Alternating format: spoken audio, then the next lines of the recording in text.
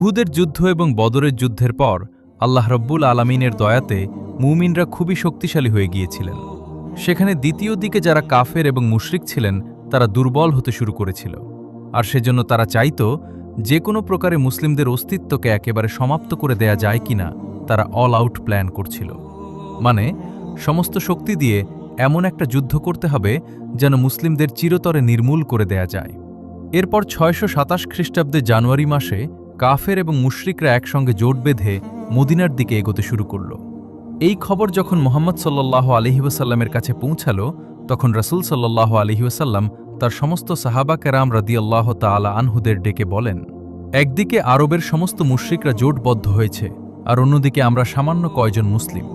হে আমার সাহাবীরা, এখান থেকেই শুধুমাত্র আল্লাহ রাব্বুল আলামিনের পক্ষ থেকে সিদ্ধান্ত আসবে যে হক আর বাতিলের মধ্যে কোনটি সত্য।